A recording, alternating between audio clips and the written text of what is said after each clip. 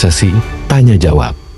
Ini sesi adalah yang paling ditunggu-tunggu, Bro, karena ini adalah sesi tanya jawab antar capres dan saling menanggapi serta saling berinteraksi. Ini yang paling seru, Dwi Anggia. Kami juga terima kasih kepada para pendukung yang sudah memberikan apresiasi, yang mau bekerja sama menaati tata tertib yang sudah kita sepakati bersama, Anggia. Betul. Kita langsung saja undang kembali calon presiden untuk naik ke atas podium, ke atas panggung, menuju ke podium masing-masing. Ya. Kami ingatkan bagi calon presiden, pertanyaan harus sesuai dengan tema pendidikan, kesehatan, ketenaga kerjaan, kebudayaan, teknologi informasi, kesejahteraan sosial, dan inklusi. Dan kami mohon jika ada singkatan atau terminologi asing harus dijelaskan terlebih dahulu. Baik, langsung saja kesempatan pertama untuk segmen ini akan kita berikan langsung Capres nomor urut 2, Bapak Prabowo Subianto, untuk bertanya ke Capres nomor urut 3, Bapak Ganjar Pranowo. Bapak, waktunya 1 menit dimulai dari Anda berbicara. Silakan. Pak Ganjar, kita mengetahui masalah yang sangat penting dihadapi bangsa kita adalah bahwa banyak sekali anak-anak kita yang kurang gizi, stunting. Saya ingin bertanya, apakah Bapak setuju dengan gagasan saya untuk memberi makan bergizi untuk seluruh anak-anak Indonesia untuk mengatasi masalah stunting dan menghilangkan kemiskinan ekstrim dan juga mengurangi angka kematian ibu-ibu pada saat melahirkan. Terima kasih. Masih ada waktunya? Cukup? Cukup, baik. Silakan Pak Ganjar untuk menanggapi pertanyaan dari Pak Prabowo. Waktunya 2 menit dimulai dari Bapak berbicara. Kalau ngasih makannya kepada anak-anak untuk mencegah stunting, saya sama sekali tidak setuju, Bapak. Karena Bapak terlambat, Pak. Stunting itu ditangani sejak bayi dalam kandungan, Pak. Ibunya yang dikasih gizi. Kalau kemudian gizinya baik, mereka lakukan cek rutin, ya, maka akan ketahuan bahwa dia, ibunya sehat, anaknya pertumbuhannya dilihat. Kalau Bapak ngasih gizi kepada ibu hamil, itu baru setuju Pak saya, Pak. Nah, nanti setelah itu dia akan lahir, ibunya selamat karena diperiksa. Tadi Bapak sampaikan udah bagus Pak tadi pertama Pak. AKB akan turun, kemudian indeks kita akan bagus, anaknya akan tumbuh. Kalau sudah lahir dan tumbuh, mungkin bukan stunting Pak itu gizi buruk. Kalau gizi buruk Bapak mau memperbaiki boleh. Jadi jangan sampai confuse antara stunting dan pemberian makan Pak. Jadi makannya jangan banyak-banyak, nanti kekenyangan. Jangan sampai nanti terjadi obesitas. Ini lebih bahaya lagi nanti. Itu kira-kira yang bisa dilakukan. Jadi mengatasi stunting sejak ibu hamil, bahkan bisa dicegah pada saat anak-anak kita mau menikah Pak. Periksa kesehatan si calon pengantin perempuan, laki-lakinya juga, maka dia siap menikah. Ya, maka jangan menikah dini. Baru hamil, periksa rutin, kasih gizi, insya Allah Pak, itu akan melahirkan bayi-bayi yang sehat, yang kuat, dan kemudian kalau itu kurang gizi, baru Bapak benar tadi Pak. Kasih gizi yang baik agar anak-anak tidak kurang gizi dan dia tumbuh cerdas. Mudah-mudahan menjawab ini Pak. Terima kasih Pak. Pak Ganjar, masih ada waktunya? Cukup. Cukup? Baik. Silakan Pak Prabowo untuk menanggapi jawaban dari Pak Ganjar. Waktunya 1 menit dimulai dari Bapak berbicara. Sebetulnya yang saya sampaikan ya persis itu. Jadi kita belum. Kita beri program kita beri makan ibu yang sedang hamil.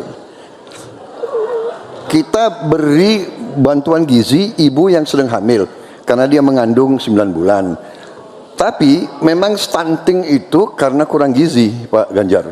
Itu karena ibu dan karena dianya juga kurang gizi, dia stunting. Dan itu terjadi di seluruh bagian dari Indonesia. Yang saya ketemukan anak-anak umur 10 tahun badannya seperti anak umur 4 tahun. Jadi kita harus intervensi, kita harus kasih bantuan makan, dan juga ini mengurangi kemiskinan karena banyak sekali rakyat kita yang penghasilannya hanya 1 juta rupiah sebulan. Jadi kalau tidak dibantu makan anak-anaknya sangat berat hidupnya. Terima kasih. Ya, cukup waktunya ya. Baik, selanjutnya kami persilakan Pak Ganjar untuk menanggapi jawaban dari paslon nomor 2. Waktunya 1 menit, silakan dari sekarang. Jadi maksudnya Bapak mengkoreksi pertanyaan Bapak ke saya ya tadi ya? Tidak Pak? Oh tidak? Oke. Bapak setuju atau tidak dengan Pak Prabowo, makan mohon siang itu? ditahan. Saya izinkan kok Berbicara Bapak, di waktunya biar kita saja nanti. berdebat. Karena Silakan. beliau tidak mengoreksi, saya ingatkan aja pertanyaannya. Bapak mau kasih makan untuk mencegah stunting buat anak-anak. Terlambat Pak itu. Maka saya sampaikan Pak, kalau Bapak mau mencegah stunting Pak, sekali lagi Pak, perhatikan proses menikah Pak.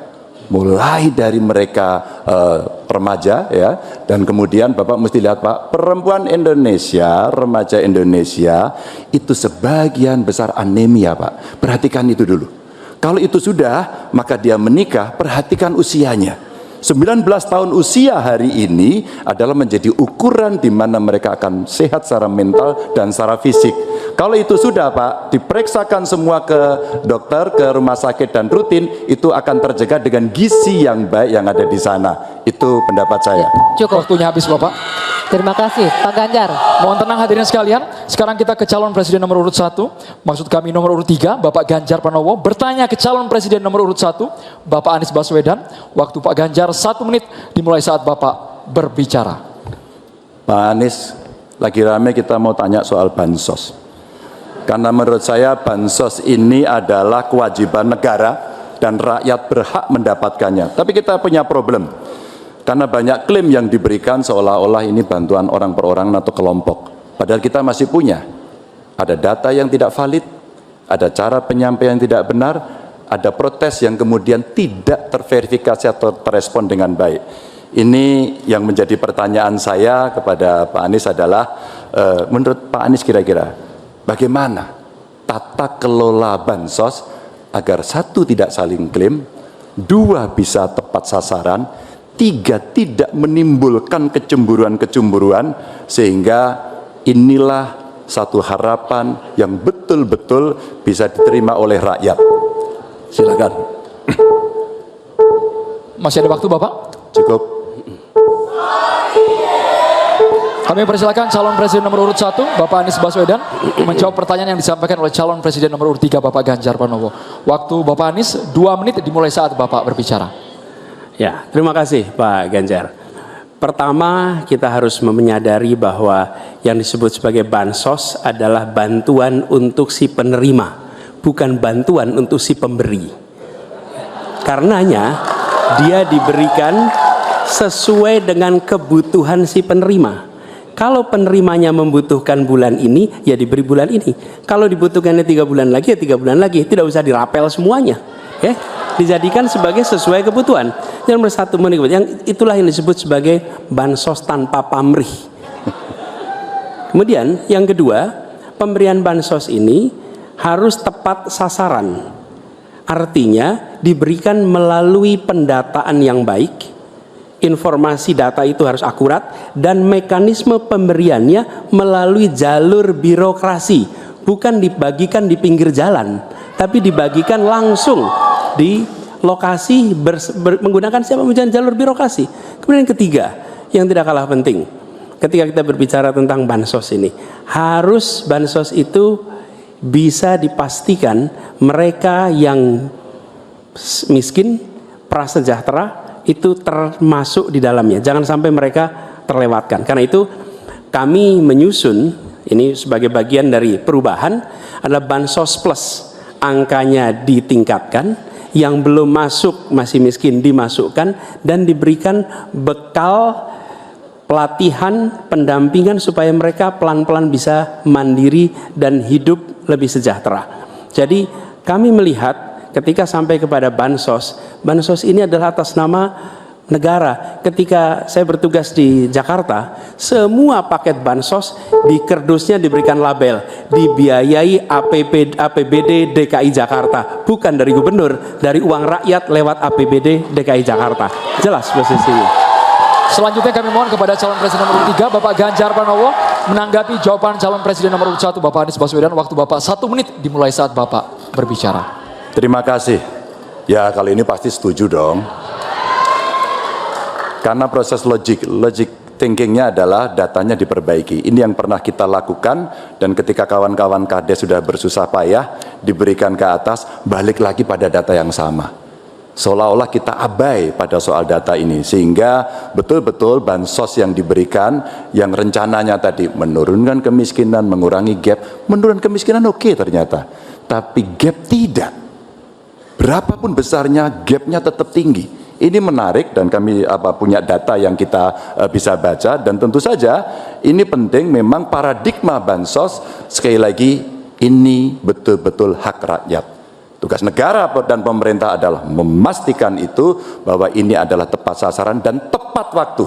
Tadi yang disampaikan betul. Dan kami berusul bantuannya ganti aja deh, bantuan kesra, karena tugas negara itu menciptakan keadilan sosial, bukan menciptakan bantuan sosial. Waktunya habis Bapak. Sekarang Bapak Anies Baswedan untuk langsung menanggapi jawaban dari Bapak Ganjar Pranowo. Waktu Bapak 1 menit dimulai saat Bapak berbicara. Mohon tenang hadirin sekalian.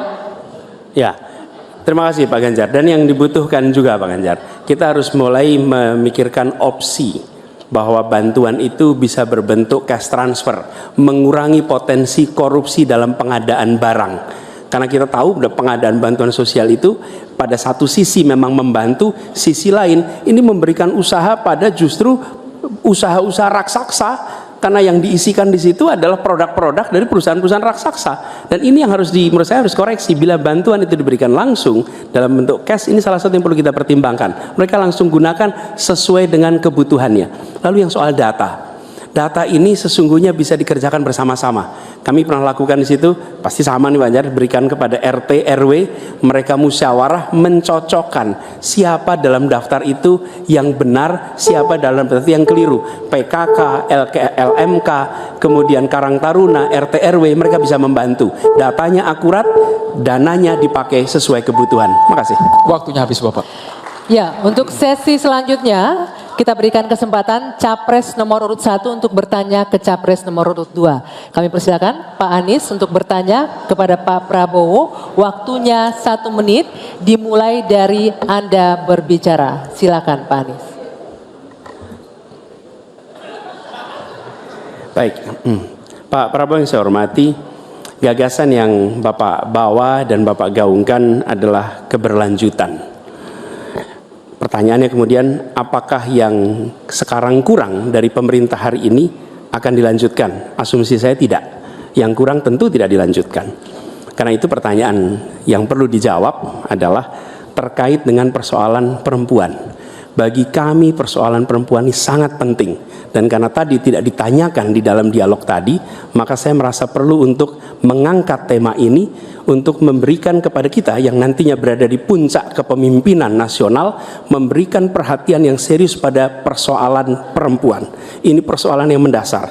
Pertanyaannya Pak, bisakah Bapak jelaskan apa yang kurang dalam pemberdayaan dan perlindungan perempuan sekarang dan bagaimana mengubahnya? Terima kasih Pak. Ya, cukup waktunya. Silakan dijawab Pak Prabowo. Waktu Anda 2 menit untuk menjawab. Dimulai dari Bapak berbicara.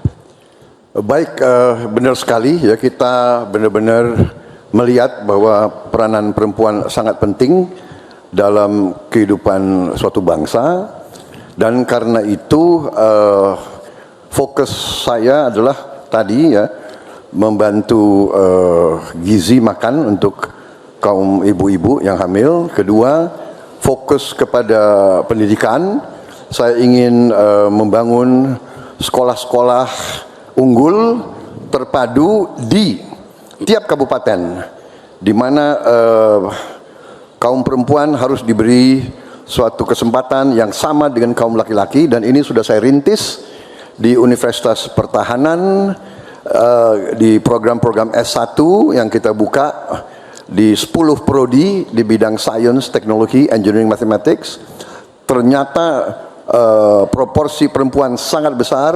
Juga di Politeknik Vokasi di Atambua yang kita buka, justru perempuan lebih besar dari laki-laki di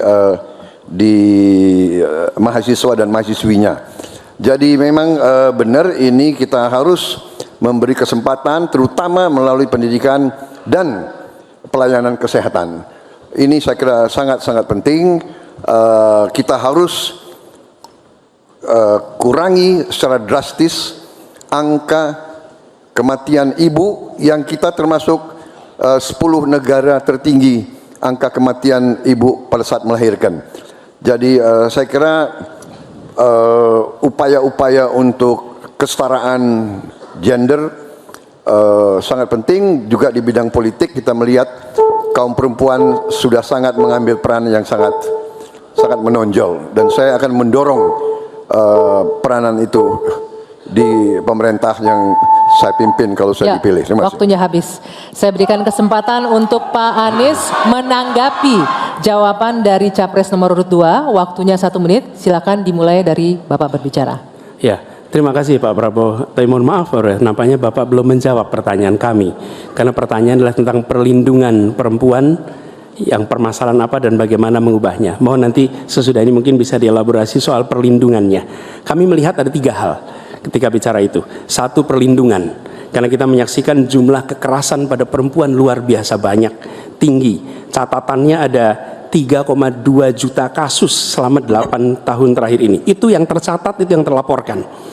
Dan perempuan ini harus dimuliakan, harus dilindungi, dan kekerasan pada perempuan tidak boleh disepelekan, tidak boleh dianggap sebagai isu kecil.